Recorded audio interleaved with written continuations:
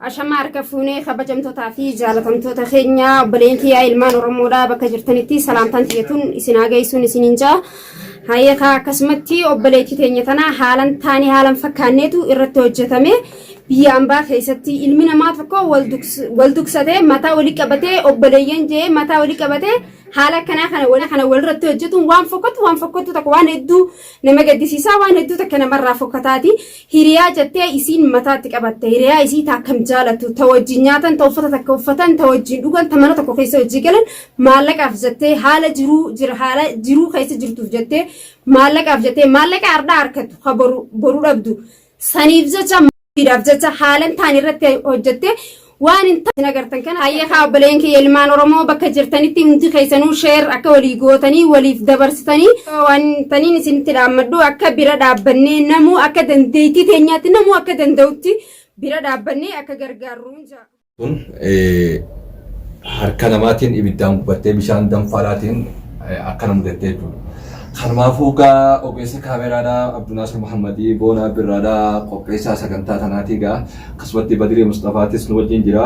Mee yoon wajjin haasawuu dandeessee hanga tokko isiirraa gaafanneeti kan isin biraan geenyu ta'a hanga xumura sagantaa keenya nu faana turan afeerraa keenya. Mee obboleettii teenya eenyu maqaan kee duraan dursee? Maqaan kiyya Raahmati. Iddoon dhaloota keetu eessa? Iddoon dhaloota Ayyaana Kalaa Jeesadha Hara. Harargee lixaa jechuudha. Harargee lixaa jechuudha. Maaltu akkana si godhe? Ani namaa akkana na godhe yennaan sun kana maageejjee sa'a afurii. Rahee hirriigaa hayeetiin hirriigatti deegee olaa gaddeegisee. Olaa akka gaddeegiseetiin hirriiga deegee aanol seenaan gachiinaan achimaan irra ka'e ishiin bishaan danfetteeti. Ana akka cinaashita akka ciisi jira. Bishaan ngaasii kanarra gaxariitti lafaana dangasse. Achi hiigeetiin saalatti lafadhee dirree kanaa kanatti. Dirree sanitti lafatti qottoodhaan. Atara takka keessa nadhatti. Anga sakirran garagali. Kunumaa qottoodhee jedhaman. Halaxaan qottoodha. Kunumaa qottoodhee dhalaa qottoodhaati. Anga as keessa nadhatti hirran garagali. Anga zakkanan duddaan akka gaggaragal nadhatti. Akkasittiin jilgaan fiigee manuma ishiidhaa seenee holaa jala udduudhaan taa'ee ifitti iyyuu ji'ee. Iyyinaan akkasitti ishiinis haatee ngana hiyya seentee. Ngana hiyya seentee maallaqa hiyya hanga shan.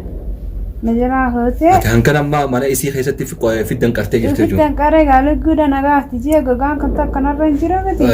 Qottoo harkaa addiin ajjeesti jeetiin holaa jala udduudhaan taa'ee holaa irratti dhiigaa ifitti iyya holaa hidda harkaan danqaruun dadhagee harka hoonnatee akkasuma. Akkasitti haraqni maddirmatee gayitee. Gana hiyya seentee maallaqa hanga shan fudhattee huccuu tiyya uffattee xaaqaa akkanaa tanaan natti dhufte mana ishiitti. Qaalitti ngana ishiidhaa galloo wajji dhufanii huccuu tiyya sana irratti gaxarge ishiin kaatee wajjin dukkaanaan dhaqattee qaalitti biraa deemte. Rasiitii bitadheetiin jaarsa ishiitti gilgilettee qaalittiidhaan akkana eeggatteen qaalitti laftee olaanaa irraa gantee ngana ishii dura nageessitee huutii natti yaamte mucaa ishiidhaa ergitee. Mee asirratti bakki kun eessa sanaadha moo? Asii miti. Daangaa jechuudha. Daangaa Saudi Arabiyaadhaatii fi Yemen jechuudha. Yemen jidduuti.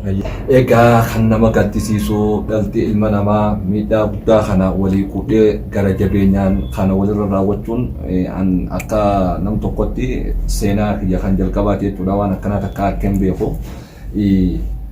Lakkuma bulluun Oromoo waa dhageenyaa jetti lakkuma oollee bulluun waan ajaa'ibaa agarre. Namu ifirra dhaabee obboleettii teenya tana hanga isiin jirtu wallaansi gaa'isii feesisuu kan maatiin tokko odoon ta'in namni muraasa osoo hin ta'in gargaarsa guddaadha Oromoo hundarraa feete jechuudha.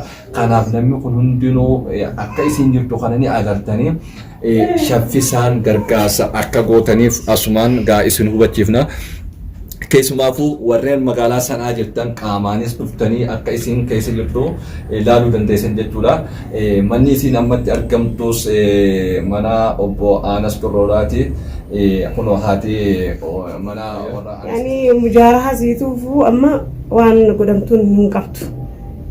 Dhiigan qabduu jaan amadee hafeessisaa jaan san bira kunneen immoo tahaa jaan marraa asaantu daruuri dhaa'u mujaaraa hin qabdu jechuudha. Areera siituu hin qabdu. Wama takka illee qabdu. Yani waa takka waan qabdu tarraasaan tuqee garuu mujaaraataan silaayi.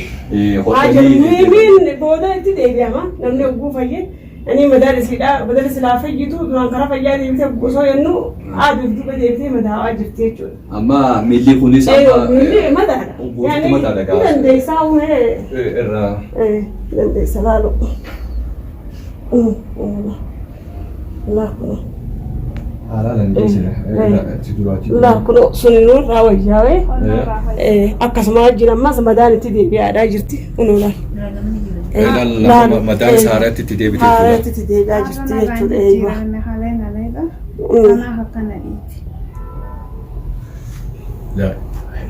Nama kana gara jabeenya akkana walirra raawwatu akkumarree Husin jee isa jalqabaate jechuudha. Nuti alagaa waamee kan nurra raawwachaa jirti obboleessa ishee. Laakiin ammoo nuti akkasitti akka alagaa kan taane akkana wal godhuudhaaf akkamitti garaa qabaanneeti. Waldeemii tumsaa fi gargaarsa qeerroo Oromiyaadha.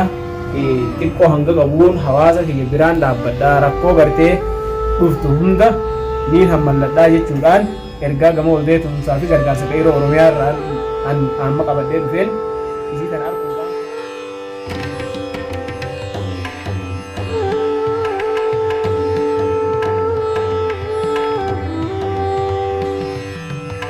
Wanni guddoon dhaabbatu walta'ee qofaa miti. Oromoota sanaa keessa jiran guutuu waamichi godhame. Miciyyoon tun ijoolleedha amata 17 jala. Namni ilmoo ifii ta'a amata 17 manaa qabu namni dhalaa wajjin dhalatee jiru namni jaartii jalaa qabu hundi keenyaa'u nama sana hedduu. Kanaaf bira dhaabbannee gargaaru. Dhumarratti Oromoota noo wanni ati jettuun maal jettame? Awwaalli jaalala warra na gargaaran taane galataadha malee wanta kallee waan hin jedhu. Akkas gargaaranoo? Akka na gargaaran. Hordoftoota keenya gartee qophii gargaarsaa obboleettii teenya bira dhufnee maqaan keenyu naan jette sa? Rahaa Ahmad. Rahaa Ahmad.